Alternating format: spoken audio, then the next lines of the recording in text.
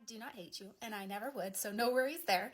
But I would like to talk about your comment a little bit, if that's okay. I think it's totally normal for you to have this opinion and have these sorts of feelings, and I think that myself, as a Mormon, I probably would have felt the same way.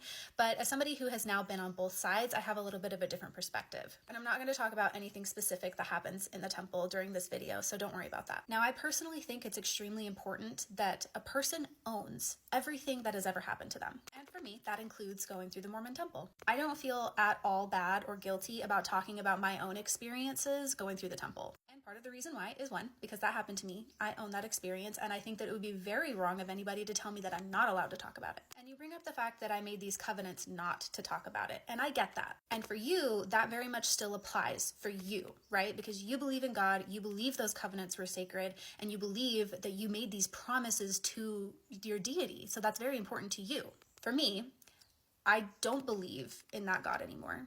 I don't believe that those promises I made were actually these sacred promises, covenants between me and God. I believe that these were, one, promises that I made without informed consent about what was actually going to happen. I also don't even believe that the God that I was making these promises to is real. So naturally, I also don't believe these promises mean anything anymore. I no longer consider them sacred. And for me, my thoughts and feelings and emotions and healing journey are a lot more important. I also feel like I should point out that there are a lot of religions that consider a lot of things sacred that are not sacred to you.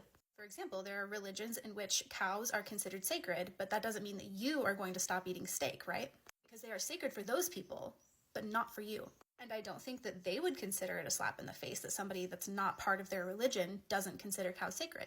I have to say that if you really feel like other people talking about their experiences going through the temple, especially if they're doing so in a respectful way and they're being honest about it, if you feel like that's a slap in the face to you, I think that that's something that's probably worth doing some self-reflection on. I completely respect that you feel like your experience going through the temple was a sacred one and you made covenants not to talk about it. But I own everything that has happened to me, and that includes going through the temple. I hope you can respect that too.